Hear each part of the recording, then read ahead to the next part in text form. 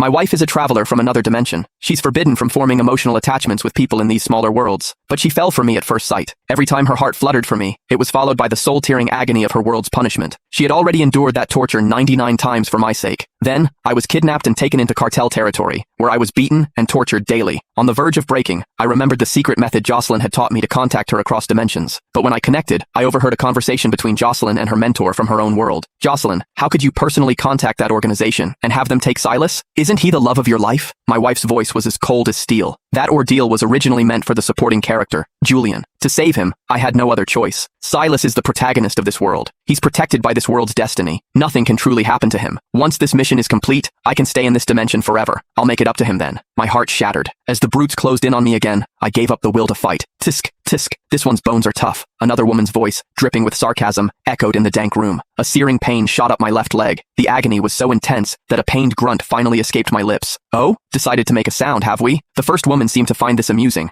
I forced my eyes open. The woman leaning over me was caked in garish makeup, her face twisted with a sick excitement. She brandished a red-hot iron rod in front of my face, then shoved it violently into my chest. Ah! I screamed. It felt like my insides were boiling, the burning sensation spreading through every nerve in my body. That's more like it. It's no fun if you don't scream, the woman cackled, satisfied. She then pressed the rod against the other side of my chest. I clenched my jaw, fighting to stay silent. I knew the more I struggled, the more they enjoyed it. All I could do was endure, praying for it to end. They'd already severed the tendons in my wrists and ankles. I was nothing but a broken toy for them to abuse. Which number is this? Have we used 8 different instruments yet? It was Jocelyn's voice, clear and crisp as always, coming through the connection. This is the 7th. Does it really have to be so exact? Her mentor asked, a hint of pity in her tone. You know Silas was the one who saved you back then. Why are you so determined to repay this debt to Julian? My eyelashes trembled. During that landslide years ago, I was the one who clawed through the rubble to dig her out. I carried her to safety before collapsing from exhaustion. When I woke up, she insisted that Julian was her savior. No matter how I tried to explain, she wouldn't believe me. It turns out, it wasn't that she didn't believe me. She was doing it on purpose. Marrying Silas already betrayed Julian's devotion to me. I don't want him to suffer through this too, Jocelyn said. If a man goes through something like this, his life is ruined. Jocelyn sighed, her voice filled with a hollow guilt. Lying on the filthy plank of wood, I laughed until tears streamed down my face. She knew this would ruin a man's life, yet she was still so heartless. She claimed to love me, but she was the one who pushed me into this hell. Did her betrayal not count? A sharp pain erupted in my abdomen. I gasped for air, but all that came out was blood. One of the men across the room yelled in panic. What's wrong with him? Is he dying? Her mentor's voice grew tense. Jocelyn, Silas is fading.